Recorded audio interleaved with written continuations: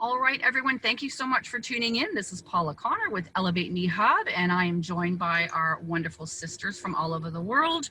Magenta Pixie from England, Carrie Kay is in the house from South Africa. We've got Tara Love Perry from the UK, and the lovely Pixie Love Jen from the UK also. So as we always start these, let's focus our attention on the area of the heart to get into the heart space first.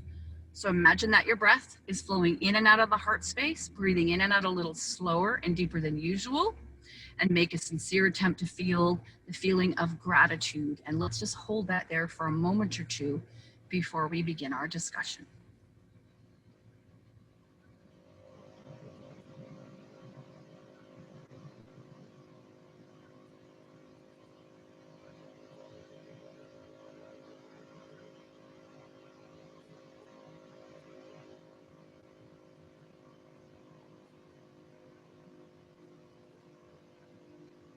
And let's bring that back. And as I shared in our last chat, there was a study done in the 90s at Kessel's University that folks that meditate create about 100,000 photons of light per second versus folks that don't meditate, they might create about 100. So when we gather together, Nina's just joining here. Hi, Nina. We just started recording and we just got into our hearts really quickly. So thank you so much for joining us. Lovely to have you. So today is the 28th of July. This is when this is being recorded. And you guys have been popping into my head every day for the last week, hence the reason why I answered the call to see if you would come together to have a chat about what you're experiencing. So we're just going to share what we're all each experiencing with the hope of supporting everyone that might be tuning into this. So I've made some notes here. So who you are, what I'm being shown is that who you truly are is being amplified right now, being amplified by the universe. And that's the service to self structure as well as the service to others. So we're all being known, very much so, of who we align to and what team we support. And so that was one thing. Everything is being amplified. And I was shown the serpent eats its own tail. So the whole idea of the chamber of God, darkness can't penetrate the chambers of heaven because the heart frequency is the key. So they'll destroy themselves. It's inevitable. So what they showed me is last week, I was noticing birds were fighting. I saw birds by my neighborhood fight, and then I saw two seagulls fight. Hang on, I'm just there. I saw two seagulls fighting off the bow of my sailboat, and what I was shown was the pit. You know when you shake a towel, you've been at the beach and you've got sand on your towel, and you snap your towel to get the sand off?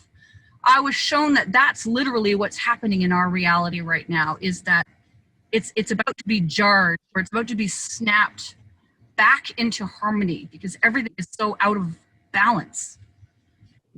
And that it basically, it's like the towel is going to be pulled out, or the rug is going to be pulled out from under us individually and as a collective.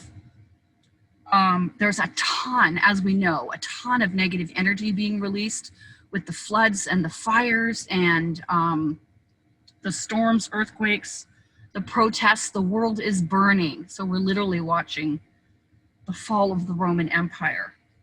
And then yesterday morning, this is the last thing I'll share, I had a lucid dream, and it was, wow, amazing that this even happened. So the dream was that I was aware in the dream and that I was looking down on like a condo. So it's a high-rise building here. It had a smaller building here, but I was so much higher, like looking down at this high-rise. And so when I went back into that dream and asked a little bit more about it, it was our perspective is about to be changed significantly, like kind of like a snap out of the hypnosis or what have you. And so I just wanted to share that with you ladies to kind of kick us off. And I'm going to put myself on mute now and hand the baton over to whoever feels called to share. Thank you so much. Who wants to? Well, yeah. Okay, so I'd just like to say that I received a new transmission this morning. In fact, it started while I was asleep. So I guess it was a similar thing to a lucid dream. Interesting, it hasn't happened this way before, but I was dictating what the nine was saying to me. So I had a piece of paper and a pen in my dream, and I'm writing down everything they're saying. And then I said to them, but I'm dreaming, and this isn't real paper and pen. So how am I going to translate everything over when I wake up? And they said to me that they brought me to this symbol of me translating what they say, because what I've been doing lately, and probably for a long time since the beginning of all this kicking off last March, the first thing I do when I wake up is reach for my phone, and I start scrolling through, and I start seeing what's on the news, and I start looking at my groups. And they were saying to me not to do that, to go straight to the pen and paper, which I have done before, but I just haven't done it for a while, because looking at what's going on my phone has been sort of one of my main sources. And the nine was showing me that they wanted a pure channel without me looking at my phone first. And then I woke up after that conversation with them, and this sort of pen and paper disappeared as I woke out of the dream state. So I grabbed my pen and paper immediately, brought the transmission through. And it's very, very similar to what you are saying, Paula, although obviously using different metaphors and words.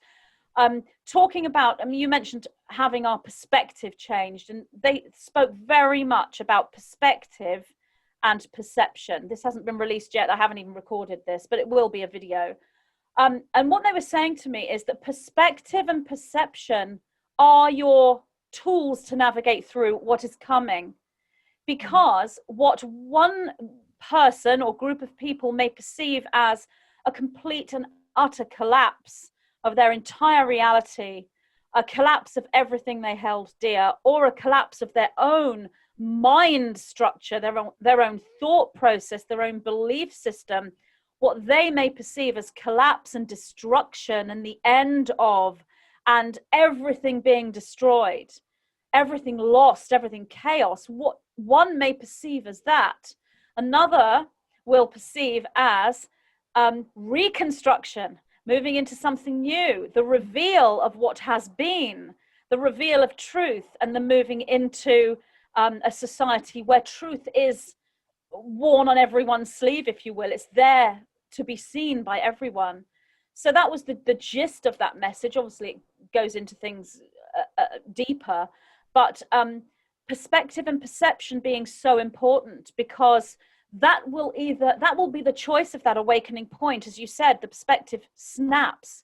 So if you don't have a multi-dimensional perspective and you're able to see beyond what's happening in the 3D, then you're going to just take your information about what's happening from 3D reality, and it's going to look like chaos, collapse. It already is now. It has been for a long time, but we've got more.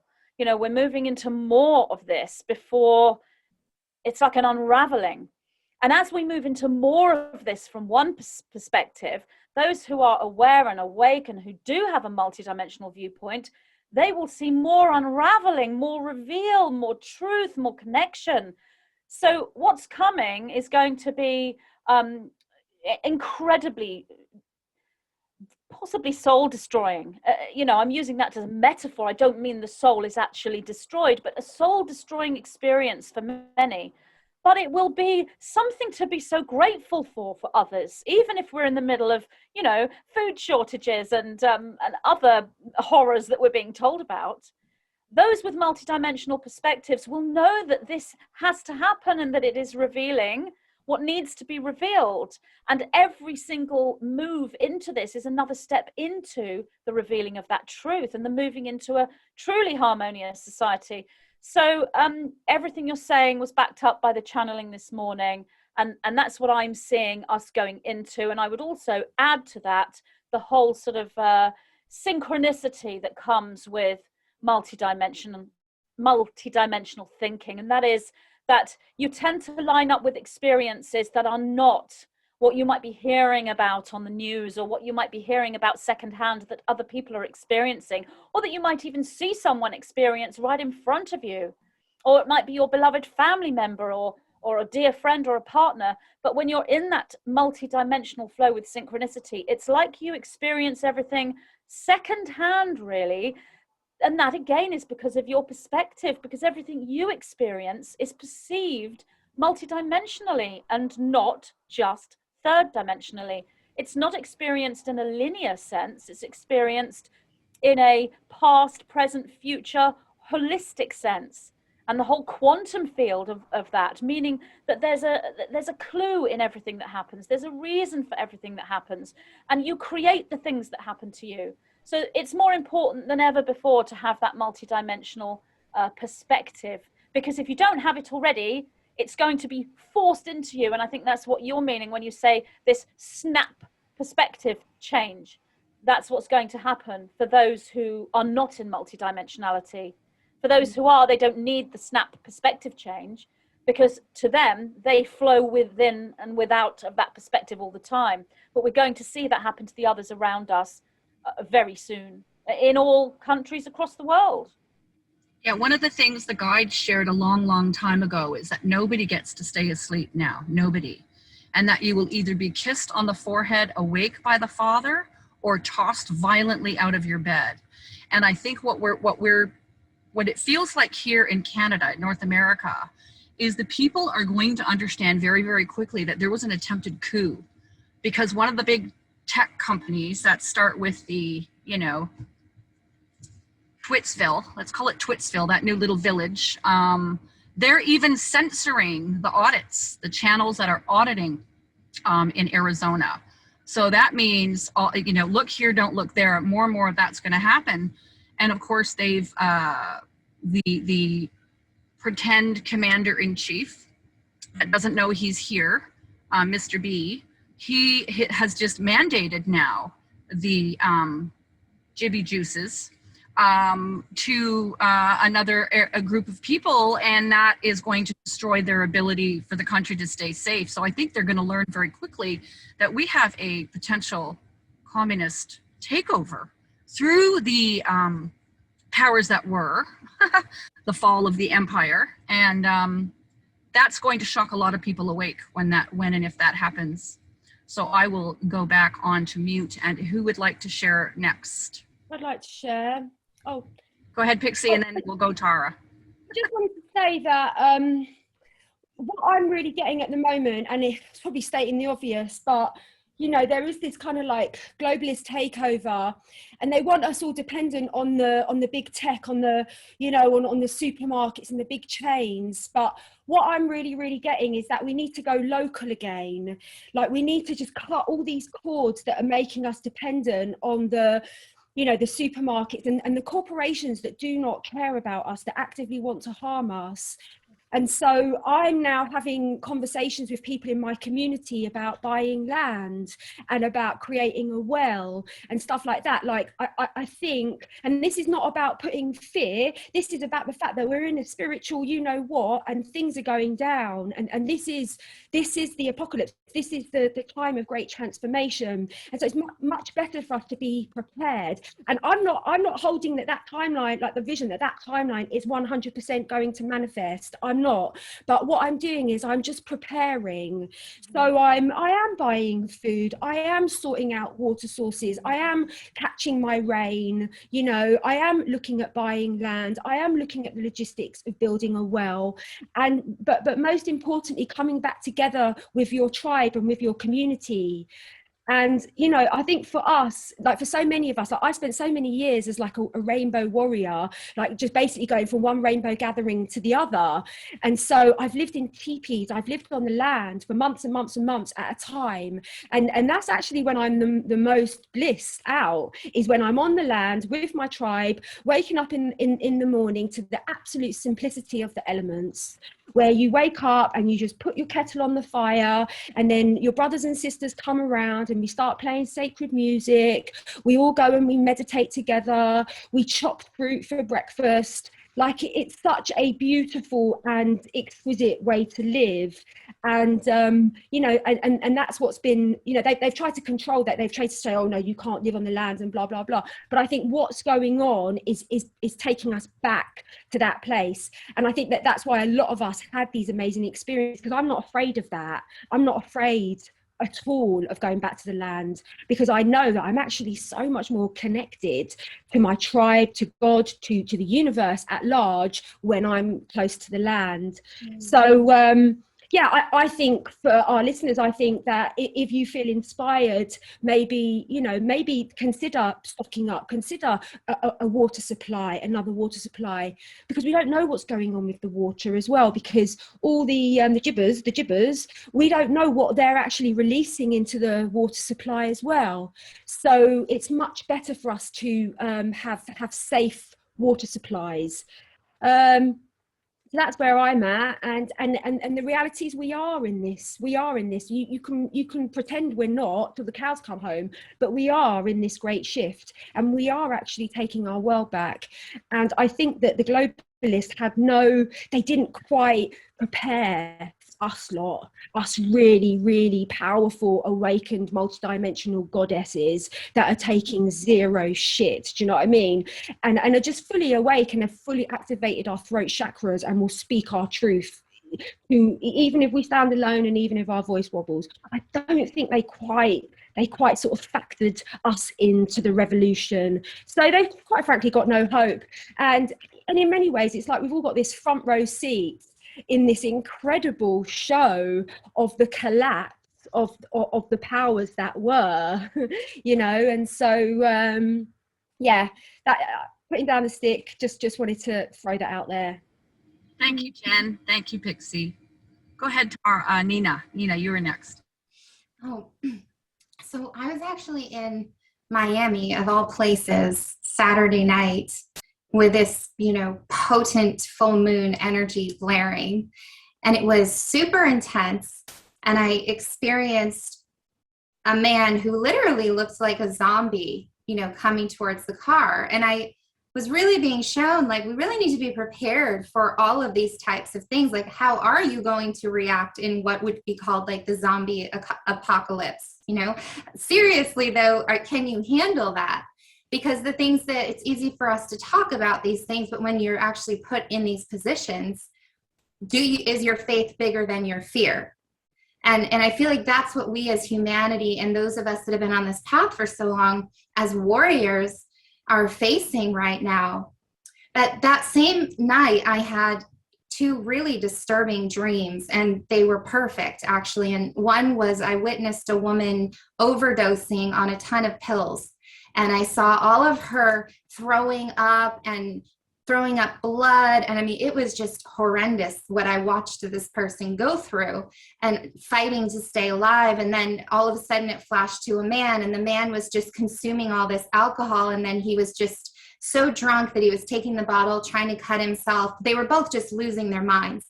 So in the morning, I was like, whoa, that was really intense. And, you know, wonder what's going to come of this. And the messages that came were that it was two things. It's like swallowing all those pills at once, taking all of that information in, because as all this information is released, some people are going to actually go and lose it in their heads. They're going to either, you know, go to whatever vices they're going towards. Some might try to leave the planet. We don't really know how people are going to respond. And then on the other side, what I will say is that in these two dreams, there was a resolution, and the resolution of this one woman was she made it. She almost died, but she made it. And the only thing that saved her was God's grace. And she found God through that darkness and that journey. She found Creator, she found Source, and suddenly was like, I don't want to die. I don't care. But everything I thought was real isn't, but it doesn't matter. And then with the man, I stepped in and I started restraining him from cutting himself. And I was calling out and I was saying, can any of the men help me? I'm not physically strong enough. I need help from the men. And this very strong divine masculine representation suddenly walked in, held him, and then took me out of the room. And I saw it as a rise of divine masculine, divine feminine working together through this, because a lot of our divine masculines have been so emasculated, and we need them. We need their warrior spirits right now. We need to know that we're with men that are going to be able to physically protect us if we can't protect ourselves. I think that's super important. So I'm watching a lot of these starseed males that have been sort of extremely emasculated and have gone in a very sort of denial of their male energy, coming back to it, even watching their diets change. Some of them who have been vegan for years are now being told to start eating meat again. It's very interesting to see this. A lot of them that I'm noticing are feeling the meat connection are very connected to Sirius, the Sirius energy, the lion energy, the jungle energy. So then something else happened after that dream. I was guided to go to the beach, and I did. And when I went to the beach at this hotel, there was a couple there from New York City. And it was very interesting. They were talking about the jabby juices and talking about all of this random couple from New York City living in Brooklyn. And her mother is a nurse. And she said, I'm telling you, all these jabby juices are an agenda. Don't get them. Don't have anyone you know get them. Us and our family would never get them. I can't believe that they're doing all of this. But I felt like that was a big sign of people are waking up everywhere. And the seeds that we planted, I actually lived in Brooklyn for years. I came home the same day. I'm trying to go through this quickly, but the thing is, I came home the same day, and that night I got a flat tire, and the man who came to fix my tire ended up telling me that he was a post-traumatic stress disorder survivor from 9/11. I was there during 9/11. He saw his cousin jump from the towers. So in my driveway, I did some healing for him. He renounced Satan. He accepted, the love and protection of Christ. And it was like the message was that everything that's used to destroy and for darkness, God will use to lift us up even higher, including all of this. And the next night, and it was similar, Magenta, to a dream you had, and I don't dream about President Tea Tree often. Suddenly, President Tea Tree was in my dreams, and it was the rising of Tea Tree through the darkness, all this information coming out, all this truth coming out. And the timeline looked to be, around the fall, winter time. But they did say for the fall, especially, and Jen, I'm going to use one of your things that you like to say, tie up your camels, button down the hatches, get your food ready. If you're being guided to learn how to shoot, learn how to shoot. I mean, I'm not personally in denial of this anymore. Get your water ready, things like that. Learn what you need to learn so that you are prepared, because we are in this. But know that God is bigger than this. Yet tie up your camels. So that's what I wanted to share. Thank you, Nina. And on that note, the guides did say in one of the teachings recently, you must trust that your needs will be met.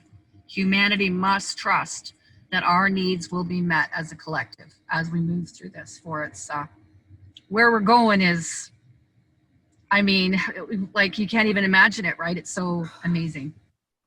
Carrie, would you like to share, love? And then Tara. Yeah, thanks please. so much. Prepare is exactly right, Nina. Prepare, just like Jen was talking about. But something that comes through for me in terms of preparation is to prepare and not hold the attachment to a horror outcome.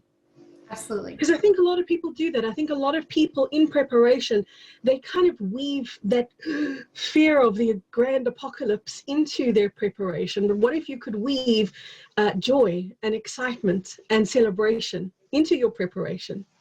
Now, one of the amazing messages that came through from the Galactics recently for me was about Earth's plasma field.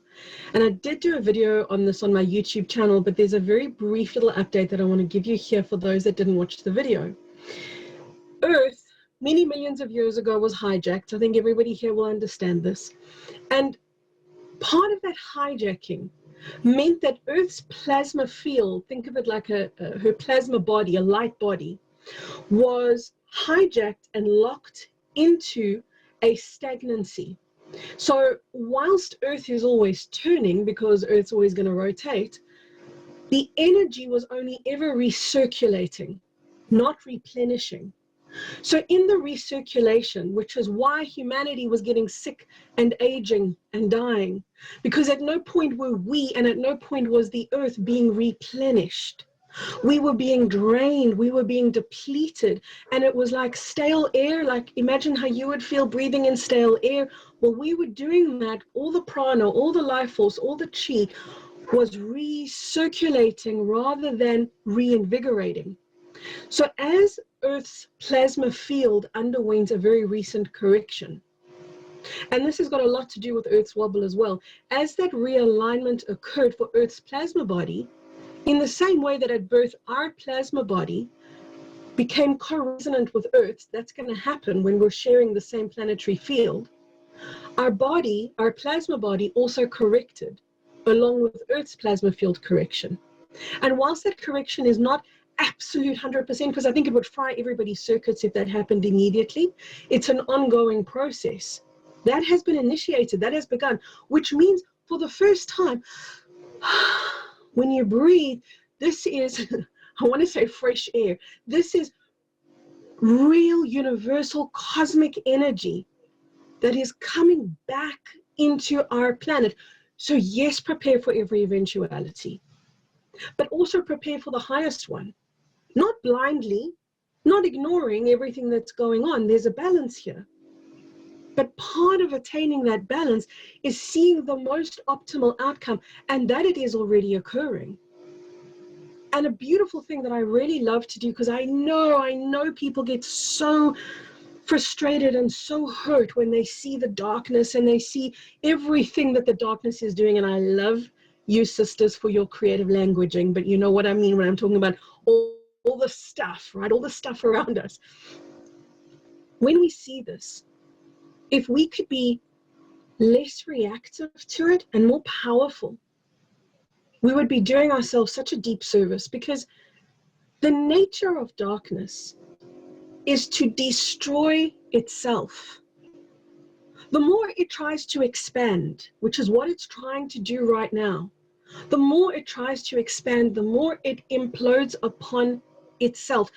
And I'm by no means suggesting that you sit back and do nothing, but what I want to say is, if you did, what you would witness was that without your direct intervention, darkness was always going to implode upon itself.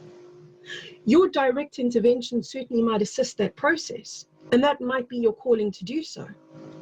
But there's a certain kind of ease of being when you realize, I don't have to stand here fighting. You know, this is not me against the darkness. This is not even, hey, all light workers, we're gonna put on our boxing gloves and we're gonna go to war. That's not what this is.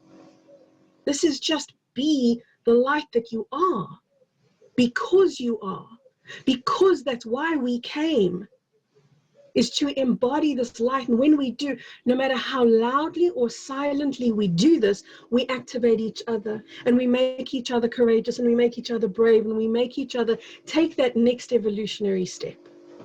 Our path is far more beautiful than we've ever dared to believe. Not in a naive way, not in a wearing rose-colored spectacles kind of a way. I'm certainly not the rose-colored spectacles kind of girl. But for as much as I can see the path ahead in pure living color, I can also see where it leads, ultimately. And we're all a part of that. So prepare for all eventualities, even the highest one. Thank you, Carrie. Lovely share. Lovely share. Hello, sisters. Oh, what a privilege and a pleasure it is to sit with you all again. I'm in France, actually. I've been here since last October, and there's been a lot of activity in France, as you probably all know from news everywhere.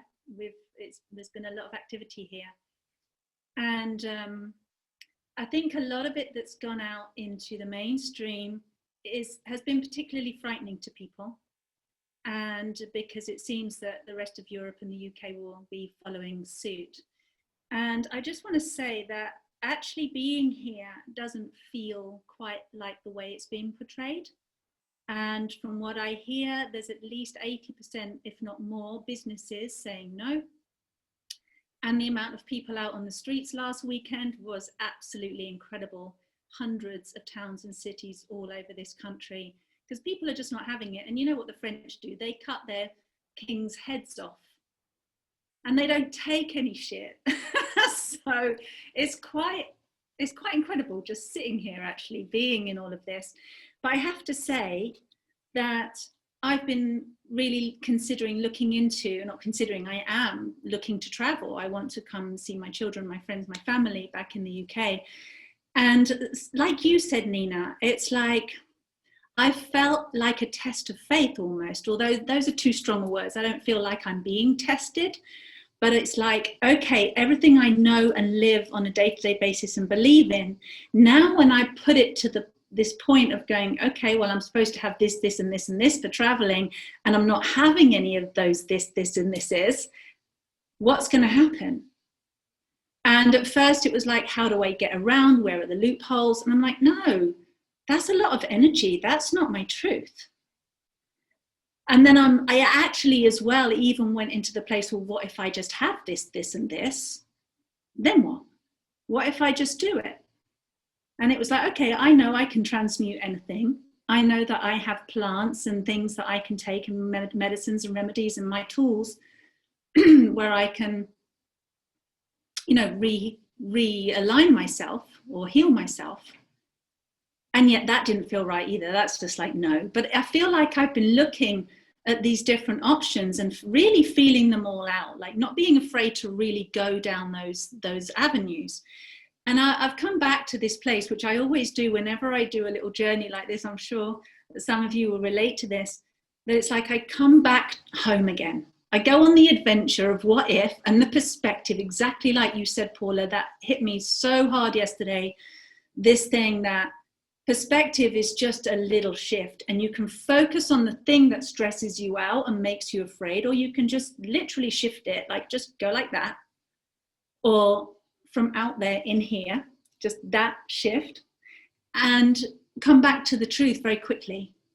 Come back to the resonance, the real vibration, the real reality, the real news that's going on inside. My mainstream connection between this earth and spirit. Like I'm in my mainstream, not in anyone else's mainstream, and checking in with that. And so I came back home to this journey that I did, and it was like, I'm untouchable.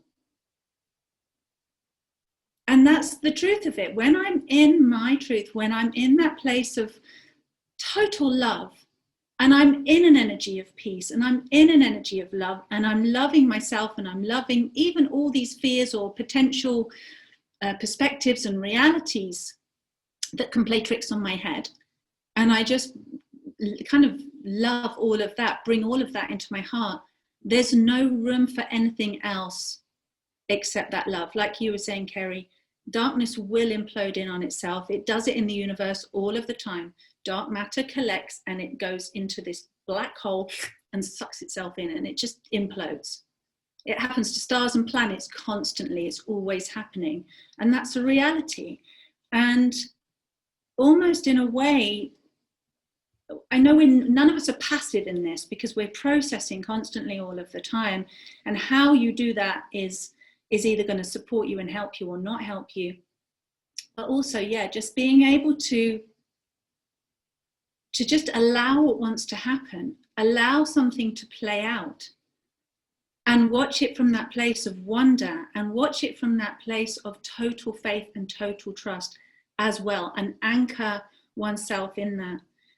So it's been quite a journey the last couple of weeks for me, navigating all of that, and really interesting. And it's like, yeah, I can totally walk in this now, and I feel really prepared, and that's really brilliant. I also want to back up what you were saying, Jen. That's my saying too: believe in God and tie your camel. You know, trust in God, but tie your camel. And that's why for many years I was leading a big group of people to create an eco-village. And I was put about 7 years of my life, hard work, sweat, toil, money into that. And it never kind of pulled off at that time. I don't think people were ready. But the whole thing was, and a lot of people have heard of the Hopi Indian prophecy, where you know your water supply. you grow your food, you find your community. And I think a lot of people, if not every human, we have an innate connection to the earth, whether we feel connected or not. We are on this planet field, like you were saying, Kerry. And our longing, our desire is to just be in nature and be simple. We all want pure water. We all want pure food, good food. We want our children to be raised well.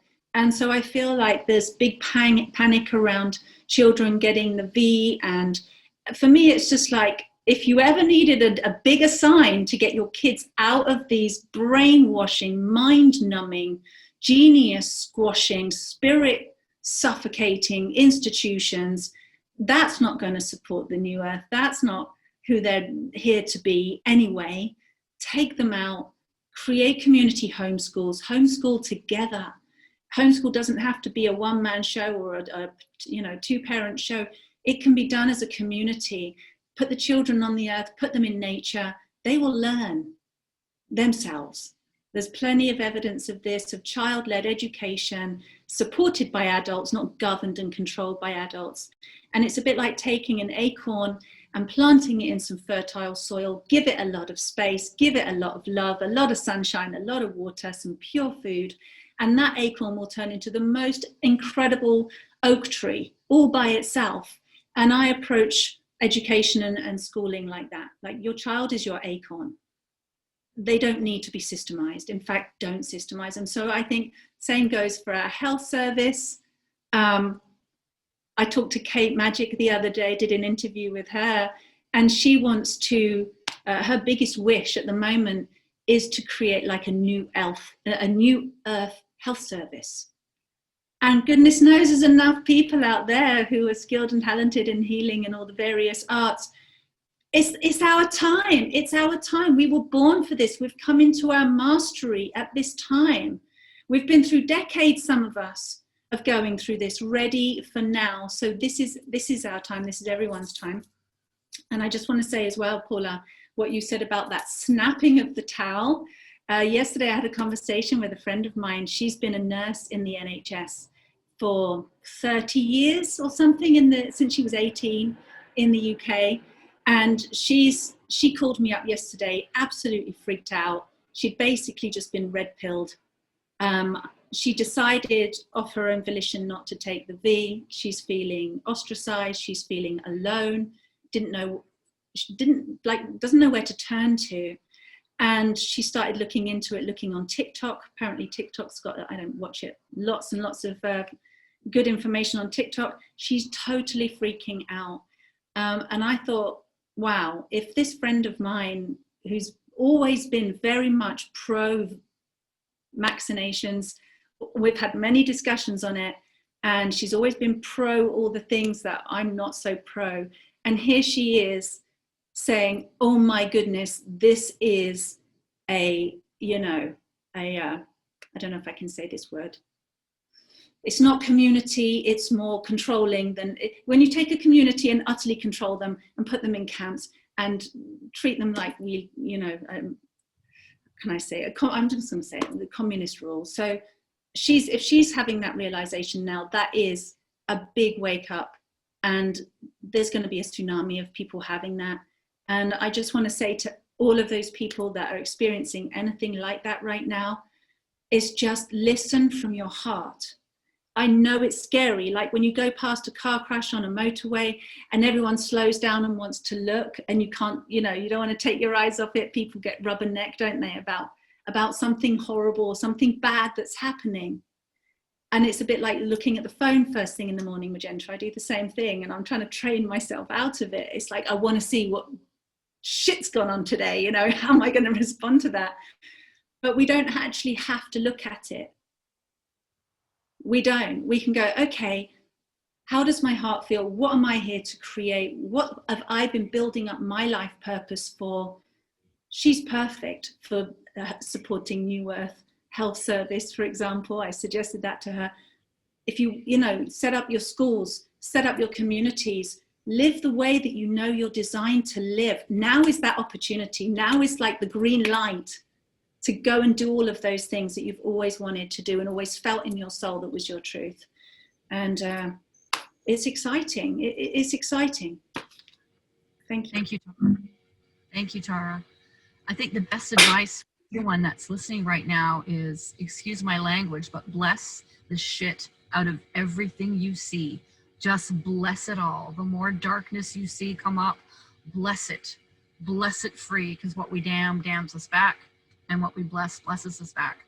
The other thing I'm curious if you what you guys are seeing on this too. One of the things also that has happened to me a couple of times that the guides have given us a bit of a heads up on is I'm beginning to see or have moments of experience where the solidity of our reality is not solid anymore. I'm witnessing like just vibration, like I could literally put my hand through something in that moment.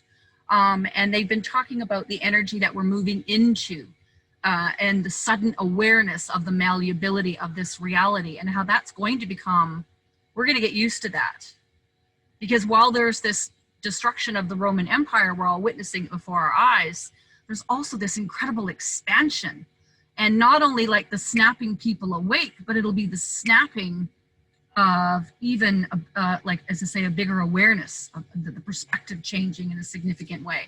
Has anybody else here had experiences like that, where you're just seeing vibration and it's like the landscape is completely different? And this, like, I don't know if it's the smoke here, because we have a lot of forest fires in Northern Ontario, but the sunlight is the most beautiful golden light, like on the water, it shimmers gold, not silvery white light anymore. It's quite incredible. What are your thoughts on that? Anyone? Well, since Earth's plasma field came back into alignment, it is going to let in cosmic light that we haven't seen for a very, very long time. And absolutely that's going to affect your vision. So if you go right now and look at your garden and your favorite rose or whatever your thing is that you look at every day, like you might know, this is what my doorpost looks like, and this is what my gate looks like, and this is what the sky looks like. Look at all of those mundane things that you know exactly what they look like, but take a deep breath and look at them again and see what you see, because chances are huge you're going to start seeing the energy field around them, and or you're going to start seeing what you described so perfectly, Paula, as seeing through them, because you're starting to see the makeup of these things, because everything is made of energy. So you're starting to perceive that subatomic level of information, which is not, that is normal. That is our normal. Our normal is to be able to perceive both atomic and subatomic simultaneously. That is what is normal for us. And we are returning to that normal as we are graced by the cosmic light returning and reinvigorating our planetary body as well as our physical body. There's monumental shifts that take place to all of your senses. But I think of all of your senses, perhaps vision is the most obvious one. Because I could say the same about food. I could say the same thing. Taste the food that you love, that you know what a grape tastes like, for example, or a carrot or whatever it is. Close your eyes and taste it as if you're tasting it for the first time, and you'll see. If you're very sensitive, you'll begin to be able to taste the subtle energy field of the food or the lack thereof. So on every level where we receive sensory information, that has been updated and upgraded. But like I said, vision is probably the most obvious out of all of those senses. I want to second that. Okay. Sorry, Jen. I was just going to say there is a whole new spectrum of light that's available to us. And like you said, our eyes are completely designed to see it. Our inner eyes are completely designed to see it. That is how we've been designed. And it's perspective. Do you want to see that? Do you want to shift your perspective to see what's actually there? Or keep focusing on the thing that you hold on to, or we hold on to with our minds, with our ego structures, because it gives us some kind of security to look at something and go, that's the way it is, that's the way it's always been, and that's the way I want it to stay, because that's how I base my identity and my sense of security. And we have a choice. You can try and hold on to that longer if you want to, and it's going to get tougher, because there's a whole another spectrum of light that's completely available, and the colors are incredible. You can't even describe them, because what reference do we have, collective reference do we have to describe those colors and those tastes and those smells and those touches and those emotions and those senses? The senses have been, I've been watching it happening for the last, let's say, I don't know, 10, 15 years. This, you know, this kind of exponential expansion of our extrasensory awareness. And yet all children, everyone is designed. We have these abilities naturally.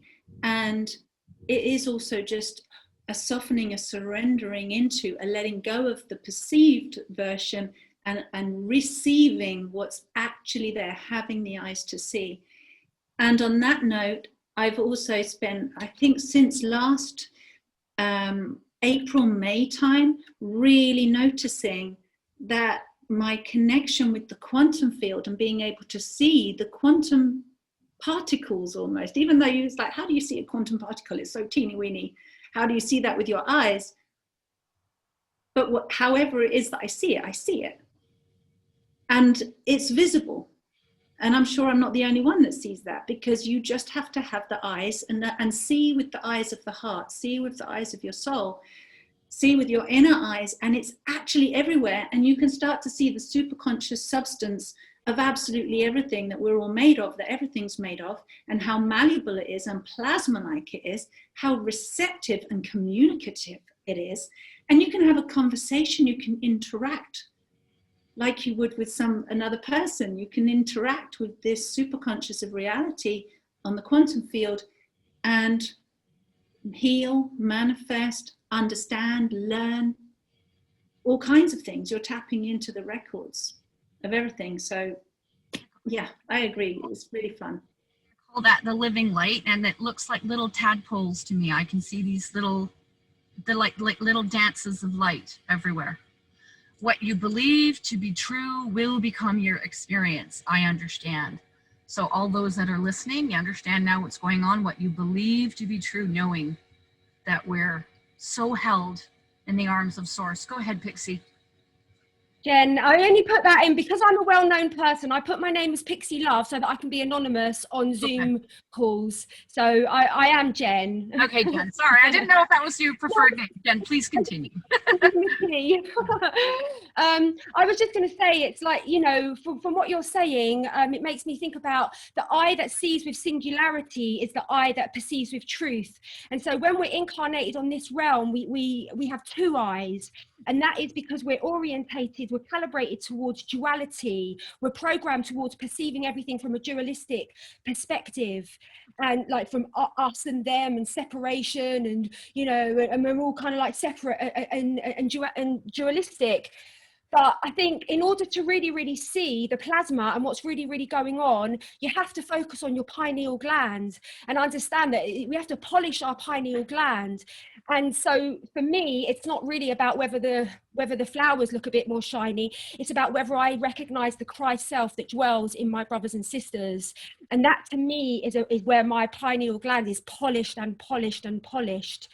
And yeah, so I think that it's really, really good to understand, like, how do you, people always write to me, oh, how do you upgrade your pineal gland?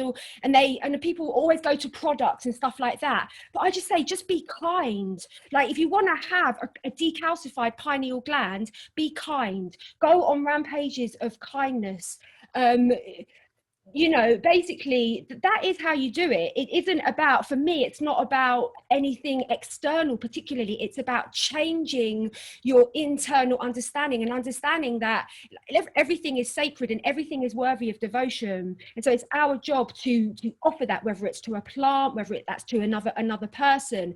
And when we understand that every single blade of grass, every single grain of sand, every single atom of oxygen is God, is divinity, is absolute pure pure sacredness. And then when we understand that, that's when we have a very, very, very polished pineal gland. And that's what it's all about. I think it's really, really important for us to be having that conversation about, you know, what are our top tips for decalcifying our pineal gland. I think like meditation, breath work, having a spiritual practice whereby you're not identifying with your egoic narrative.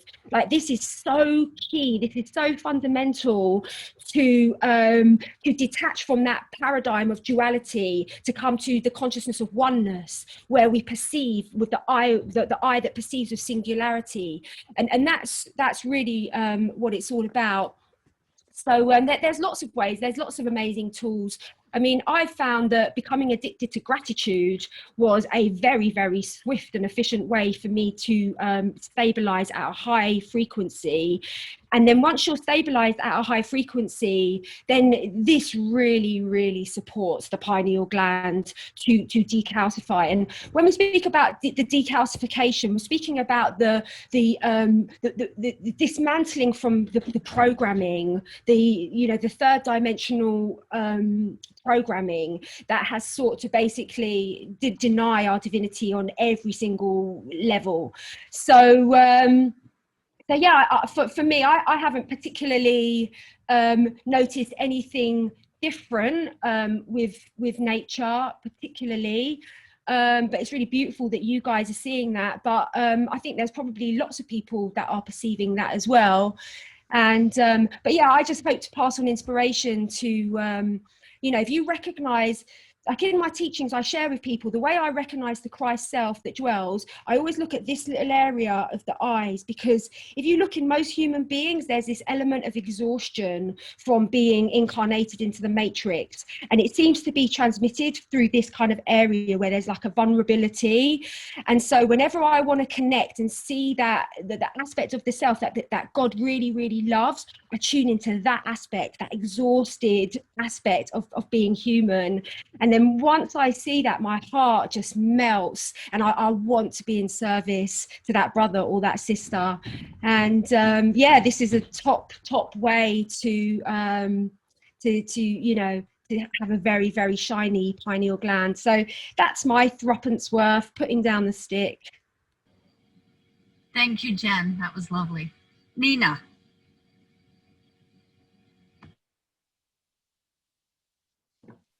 Well, Jen, thank you. That was so lovely. And I just wanted to speak to that because I know when I had my own experience with the Holy Spirit, I experienced an entire shift in frequency as I was ascending in my consciousness. It was like the entire channel changed, and I heard it through the frequencies in my ears that had been locked open suddenly. And my eyes have been open pretty much since I was a little girl. I've been seeing all this stuff for a long time. So it's nice now to be around others who see it and to see others now seeing it too.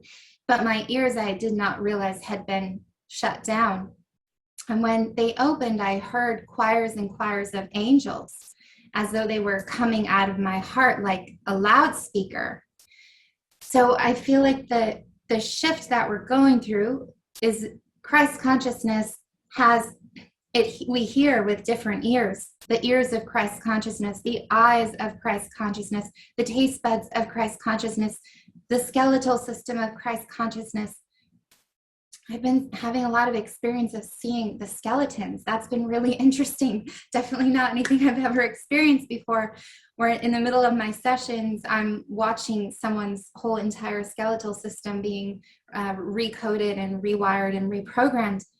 And also the message is that beyond the flesh is the skeleton. And we get so caught up in the flesh, we get so caught up in the skin suit. But beyond the skin suit and beyond the skeleton is the eternal soul. And it's so important that we remember that right now, because I just want to speak to this. I know this is going to be happening more and more. It's already happening to me. I can't believe how quickly it's happening. I got a call last night from a friend who had all the 3 VGBs. And I was just, I warned him, of course, to not get the veggies, and he got the 3 veggies. And what can I say? Do you think, I mean, I showed him compassion. I showed him love. I'm praying for him, but at this point it's between him and God. I'm not going to go step over there and involve myself in that. But I know this is happening for a lot of us with families that all got the many veggies. And it's going to be really, really hard. It's really hard to hear that your family member or your friend suddenly has these side effects they've never had, or they suddenly all have this COV because they all got the veggies, and oh geez, how do they have it? So we have to really stay in a state of compassion and acceptance for the choices that they've made. And also what I always am reminded of is, God, this is between you and them. This is not for me to run in and fix or try to save or change. Perhaps if they're open, I can pass on some sources of information for healing through frequency or through David Wolf's protocol or the medical medium. But if they're not open, because the thing is that so many of them still aren't. And he wasn't, I couldn't even talk to him about the veggies. And it wouldn't have helped to do that for his consciousness. The best thing I could say is, you know what, God is bigger than this, because he believes in Jesus and he has God, and just that's between he and God now. It's between every single soul and creator source at this moment in time. And we have to remember that. We can't feel responsible for the choices everyone else is making. And I just wanted to share that because I know that is the hardest thing for those of us that are light workers and healers. We feel responsible for everybody else, and we can't anymore. Yeah, we're at a point of faith. Thank you, Nina, very much for that. But we're at a point of faith. And yeah, you're so right. You can't, you want to say don't, but they don't believe you. They think it's so ridiculous, that it's so out there and so incomprehensible that would be wanted, that somebody would want to do harm to another. But it's really faith, right? We're down to faith now. It's who do you put your trust in? Man who wants to profit, or God? It really is that at the end of the day. You know, the kingdom of heaven is within. And I thought, Carrie, when you're sharing, I wasn't aware that the plasma body of the earth had changed, although at this point nothing surprises me anymore. Like, you could tell me the earth is square, round, or it's flat, or it's triangle. Like, at this point, you know what, it could be whatever it is. I know we've been lied to so many times, right? But the kingdom of heaven is within, and that perceiving, because although I saw birds fighting, what did happen, like the day after, there were a bunch of swallows on the sail lines of my boat. You know what I mean? Like, they're so close. So I've seen nature not fly away when I'm walking in the woods. And I've made a point of walking in the woods barefoot every day, grounding every day. And it's just so beautiful. There is so much beauty on this planet if you have the eyes to see. To Jen's point, right? When you know that you can sit in the world of God all the time, like your best friend. We're never alone, never ever alone. So I wanted to try to keep it to an hour. Last words as we go around. Last words for anybody listening to support them from our heart to theirs. Magenta, would you like to go first, please? Thank you, Paula. Yeah, I'd just like to comment on what Kerry said, because that's very close to what the 9 were also telling me this morning in the recent transmission. Very much about these new light codes, and we're having this multi-dimensional sort of bleed through situation, because although that reality has always been there, because we're raising our frequency, we're becoming more and more aware of it. So I haven't necessarily seen that personally myself recently, although I've had glimpses of that over many years. When you move into that zone, it's kind of happening more and more and more at the moment. So whilst I haven't necessarily seen anything specific myself that I could sort of stop and note, I know people that have, and people have come to me telling me of their experiences. And one thing I find is a lot of people who weren't prepared for that are being sent into a very ungrounded state. And then they are confusing extreme paranoia and imagination with what's actually happening. So it's really, really important for us to be grounded, because the more grounded we are, the more we will be able to see these things and understand them and stay anchored. I also wanted to comment on what Tara was saying about TikTok, because I know nothing about TikTok. I don't have it. I don't watch it. I actually thought it was a silly little app for teenagers. But I went round to my daughter's house a couple of weeks ago, and she had extended family there that I'd never met. They were her husband's family. And instantly, I'm not saying I close off. I don't do that. But when I walk in and I meet someone that I don't know who they are, I'm instantly putting up my shields and bringing the black flame in, because I'm thinking, well, they're going to be juiced, and so I need to, you know, protect my energy. My daughter knows me so well, and even though I didn't show that on my face, I was working on putting up those shields, and she just knew. And she said, "Mum, it's okay. They're you know, juice free." I said, "What? No way." I said, "Brilliant." So I gave them both a hug, and we got talking, and they both knew, kind of like, I mean, when I say everything, I don't mean everything on the deepest spiritual esoteric levels, but they knew what was going on. They were coming at me with all these stories. Had I heard of this? Did I know about that? And I'm like, yes, yes. And in the end, I said, "Can I ask where did you get all this information? Because these people were fast asleep at the beginning of last year." And the answer was TikTok. They learn everything from TikTok. I'm like, what? So that was pretty crazy. So any last words? Yeah, I mean, what Jen was saying also about the pineal gland, I do believe what she's saying is about being kind, and what that does is it activates the heart, it keys you into the service to others, positive polarization, which floods through the entire matrix, and obviously does affect the pineal gland, because you can have more of that inner sight. But there are tips and tricks that you can do on a physical level. I mean, the clearer your diet is, then the clearer your pineal gland will be. Also, I find electronics, yes, they're part of our reality, and we're using them right now to communicate. We wouldn't be able to speak to one another all over the world without them. But late at night, before you go to sleep, when you are moving into that state, and early in the morning, as I said, I'm guilty of grabbing my phone. So I've been doing it myself, but I have noticed how different things are when you take electronics away before you start to get tired. Because when you're getting tired and you're winding down, you're getting sleepy, it's very easy to be scrolling through and popping onto BitChute and seeing who's released a video and what they're saying, and being on your groups. I have noticed a difference when you move electronics away and you start to work with something that isn't electronic. For example, a book made of paper, you know, or looking at artwork, or listening to music, or whatever it may be. And I actually felt a shift within the pineal gland when I started to do this recently. I started to read a fictional book. I haven't read a fictional book for many years, because I just thought it's a waste of time, because I need to be focusing on my path.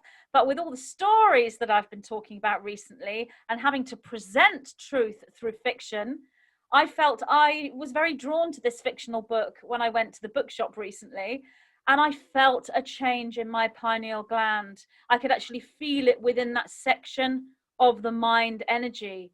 It was like everything, that sort of outside static had been removed away, and everything fell into place and in alignment. And I asked the nine what that was. And they explained that because I wasn't reading, I wasn't using the optical expression within me looking through a digital screen, I was looking at a book, and it's a different energy. And you go into this sort of peace, and then the pineal gland has more scope, if you will, for expansion. So that's another tip, not to say electronics are bad. And I also would like to comment on what Nina said, that I think one of the hardest things we are going through is we may be able to be sovereign within ourselves. We may be able to stand there and say, I will never take these poisoned apples, or I will never have this jabby, or whatever we're going to call it. I will never drink this juice. And you know that you will not. And you know that you will be prepared to do whatever it takes to not ever align with that. But that doesn't mean that our loved ones are not being affected, because they don't have that level of knowing and surety and, you know, indigo strength, if you will. So it's really, really hard for us. All we can do is assist and be there. But if they are resistant to what we're saying, and worse, they can actually treat what we're saying as an attack on them. So therefore they will attack you back. If you are in that position, then you know that there's, I won't say soul, but there is an aspect of them that is calling out for the right to not know. If they want to bury their head in the sand about truth, they have the right to do that. So we have to learn when to set them free, even if they are our deepest loved ones. But we can do everything that we can to try to assist. But what I see is many, many, many emotional imprints coming from humanity that have been juiced of deep regret, deep regret. So that's where the healing comes in. So we can step in then. And are there things that can be done? Well, on one level, there is a permanent aspect to this, and that's all tied up with ascension, and that's a whole other topic.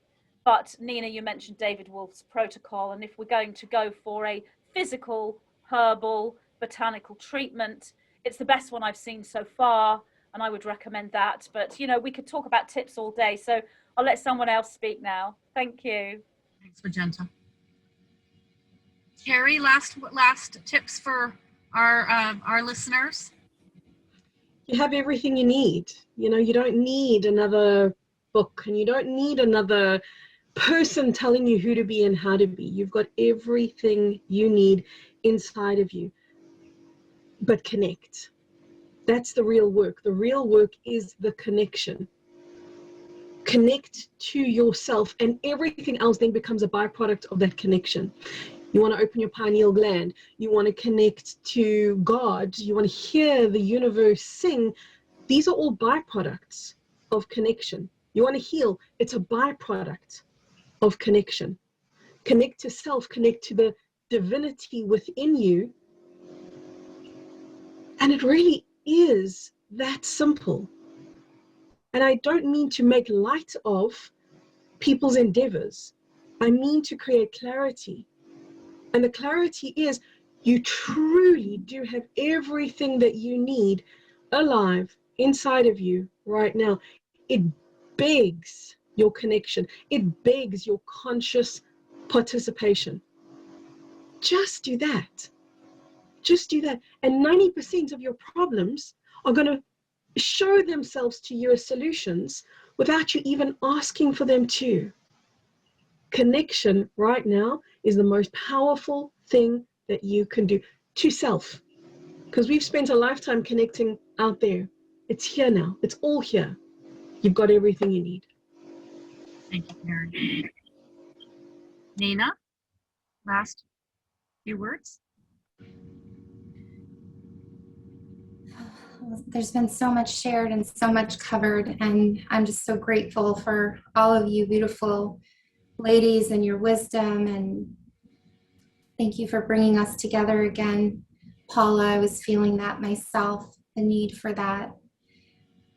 I feel like if there's something that I could leave everyone with, it would be that no matter what happens, no matter how dark it may get, no matter how challenging it may seem, for what you are going through, what your family members are going through, or your friends, or what may be happening in the world around us, the best thing that I can say, which is what I constantly do in my own life, is I say out loud to Creator God, wow, what a trial, what a tribulation, what miracle are you going to manifest through this?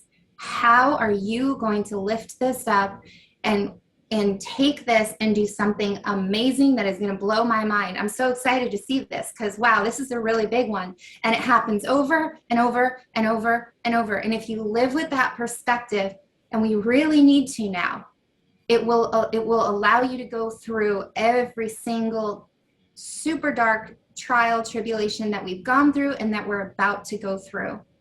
If you know that God is bigger than anything else, and I know God is bigger than anything else, if you know that, you can get through anything, and you will. And that is our guiding light through all of this, right in here. Thank you, Nina. Jen? I would say my top tip is to find a spiritual practice that enables you to anchor your consciousness in the present moment, because whatever presents to us in the present moment, we can always deal with, even if it's like someone's like trying to knock down your door. It's like you have a phone, you have your voice, that we have everything to deal with, whatever's presented to us in the present moment. And so it's, you know, we get so lost in fear and of what if and you know, and the past and the future. And that's really the role of the ego, is to constantly take us out of the present moment. And so if you could just become vigilant around that. And for myself, how I'm able to discern the voice of my ego and the voice of my higher self is that when the ego, if I allow the egoic narrative to sort of like overwhelm me or whatever, then it always makes me feel very scared, and it makes me feel contracted, and it diminishes my vibration. And so, but before I had a spiritual practice, I used to believe my ego, as we're all entrained to believe our ego. But then because of my commitment to my spiritual practice, I was able to discern that when I'm getting messages from my heart consciousness or from my higher self, I invariably feel excited and I feel expanded, and I feel a sense of being held. But the main feeling is excitement and expansion. And so it's like, so now I'm not ruled by my ego, because if I get that vibration coming in, I'm like, oh, that's just my ego. That's just like my ego. My ego's not my amigo. And I'm not going to turn around to give it airtime, which is what I've spent the last 30 years doing, was giving my ego airtime. Do you know what I mean? But like now I just consider it like a very crap radio station that you can't really get rid of, but it's there. But whereas I was always like, oh wow, you must have a very cosmic message for me from the 12th dimension. What is your message today? And my ego's like, oh, you're gonna fail. No one loves you. you know, you're doomed. And so I was like, oh really? Oh, you know. And then we let our ego in, and we offer it a cup of tea, and we sort of, you know, put your feet up. And it's just like, now I've learned to just say no energetically, just be like, no, I'm not going there. I'm going to stay present. So that would be my top tip to leave with everyone. And I've shared this a lot in all my containers and my workshops and stuff like that. It's a foundational kind of like teaching that will enable you to navigate this realm very masterfully. So that is the top tip that I'm going to leave for everyone. Thank you, Jen. Thank you, Jen. Tara.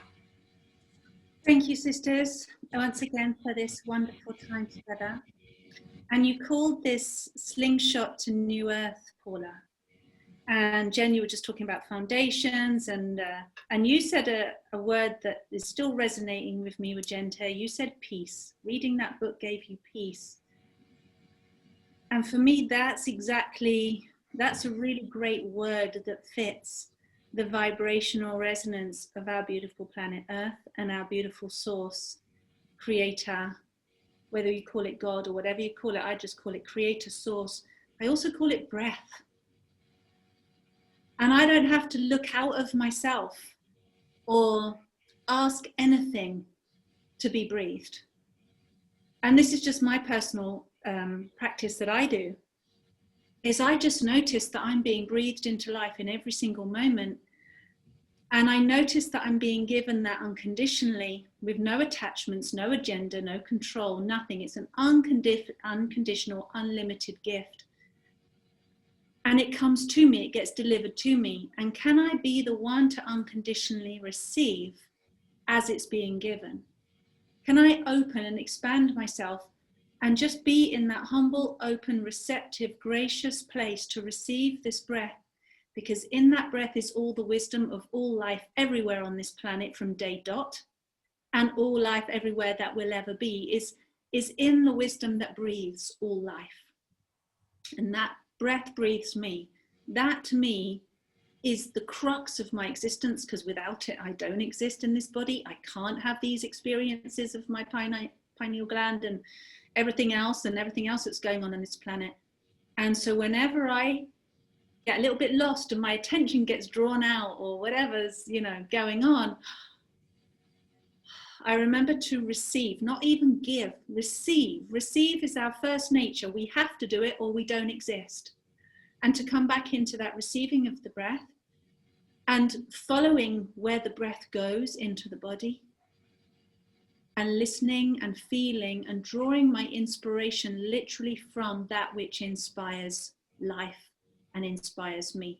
And it's so simple and it's so easy and anyone can do it. And Kerry, you were talking about connection. And for me, that I completely agree with you, by the way. Step one is to connect. And what better thing to connect to than that which connects us? Because without it, I'm disconnected. I'm not a person anymore. It connects to everything. All of us are connected by breath. And you don't have to have a particular philosophy or religion or belief, because we all breathe. And it's just that simple. So I connect to that which connects me, and I'm in instant. It's like bang. And also the pineal gland, for me, it's like, if we want to talk about decalcification or whatever, or seeing with that singular eye, that eye for me is, well, the pineal gland is there so that we can know ourselves, right? Know thyself, see thyself, be aware, be self-conscious, self-realized. And to know thyself for me begins with that which I just spoke about, connecting to my breath, connecting my consciousness, my awareness to that which gives me life in the first place, because I am that. And it is me, and there's no separation. So that know myself, being connected, being in that singularity, being in this present moment right now, where the only thing that's happening is that I exist and I'm in peace, total peace, just like that. Feeling total love, total expansion and receptivity for whatever this universe, this world, this life is really offering me. And I don't have to manifest it. I don't have to think about it. I don't have to do anything. I'm just open to receiving what's already trying to be given. And that is that this earth is a place of unconditional love and peace. And that her energetic golden grid, if you like, that's how I see it, a golden matrix, a golden grid of planet Earth. The volume has been turned up and up and up and up, ever so gently, gradually over decades. And as her grid lights up, so we, like little Christmas lights on a string, the dimmer switch is getting turned up and turned up and turned up, and we become more and more illuminated. And we're totally connected to this earth and her vibration, her expansion, her awakening. And so for me, it's a done deal. Just be connected to that which is already happening. Mother Earth, Gaia, has got this, and she's coming back to her. Well, she's rebirthing, she's re-experiencing, re-manifesting exactly the divine blueprint that she was designed to be, and awakening perhaps. So it's all beautiful. And thank you everyone for connecting. Thank you. And so we have come to our hour. Thank you, everyone. I will just add one thing. It's really just echoing what you wonderful ladies have already shared. Mine is, of course, I work directly with the heart. So you can treat, for anybody new, what do you mean connect with my heart? You can treat it like it's your best friend, if you wish, being your higher self for the monad. Because as soon as you invite that in, the whole world changes for you to support you. So go to the heart every day, first thing in the morning, as much as you can. Also helps to keep you in the present moment. So God bless everyone who is listening. Let that word mean for whatever it means to you. I'm going to stop the recording now, and we'll be with you very soon. Take care, stay in your heart, bless everything, and daydream the world that you want to see. We'll talk to you soon.